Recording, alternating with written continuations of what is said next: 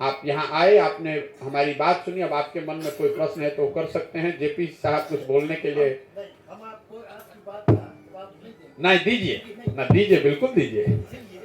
सुभाष चंद्र बोस और गांधी पर, हम सुभाष चंद्र बोस के बहुत बड़े फैन हैं, लेकिन गांधी को मैं उससे बहुत ऊपर मानता हूँ।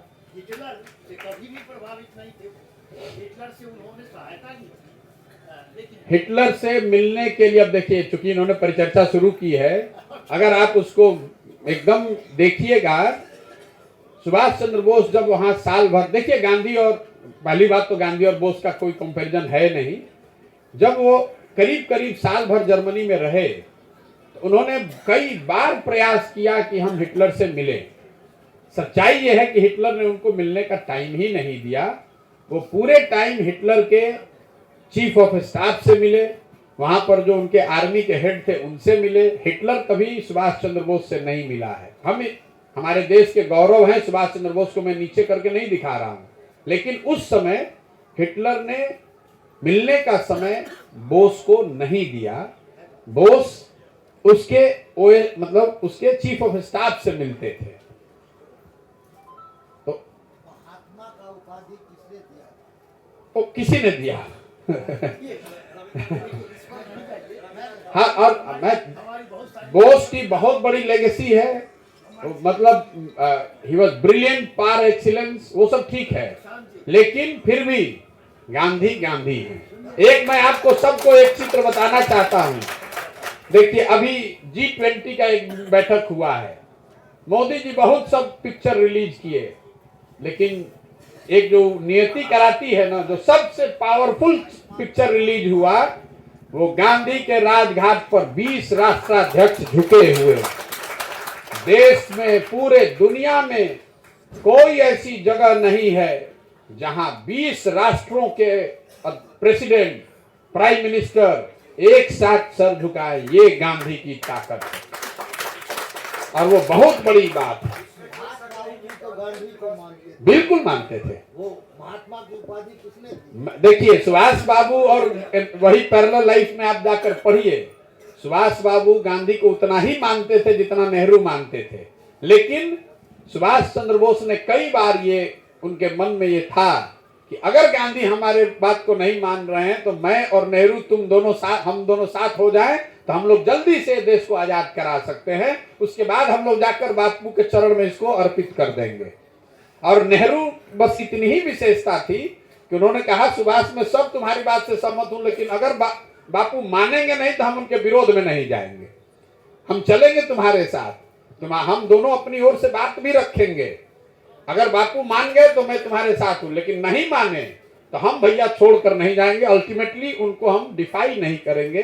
और यही वो वजह रही होगी जो गांधी को टिल्ट किया होगा, क्योंकि गांधी भी मानते थे शुरुआती दिन में कि नेहरू से ज्यादा स्पार्क या करिश्मेटिक थे सुभाष चंद्र बोस, लेकिन अल्टीमेट डिसीजन उनका इसी के वजह से हुआ। खैर ये बहुत लंबी बहसें होती रहेगी। एक मिनट प्रशांत जी, मैं आपके साथ हूं, आपके विचार के साथ हूं, लेकिन आदमी का एक डायमेंशन होता है। कोई जरूरी नहीं कि आपके हर विचार से मैं सहमत हूं। मैंने भी पढ़ा है, मैंने भी लिखा है, मैंने भी देखा है, और मैं ये नहीं कहता कि आपने सुभाष को समझा नहीं, ऐसा नहीं कहता। मैं वहां नहीं जाना चाहता, मैंने काफी इस पर लिखा है, मनन किया है। मैं विषयांतरित हो जाऊंगा, इतना ही मैं कहना चाहता हूं कि मैं आपको आशीर्वाद देता हूं, आप चलिए साथ और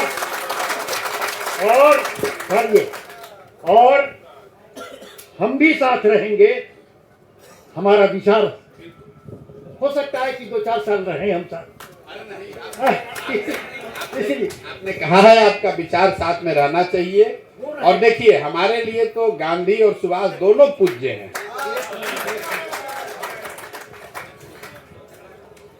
गांधी के विषय में मैं व्यक्तिगत रूप से यही राय व्यक्त करूंगा कि द्वापर का कृष्ण और कलयुग का गांधी, शायद दोनों में बहुत बड़ी समानता है।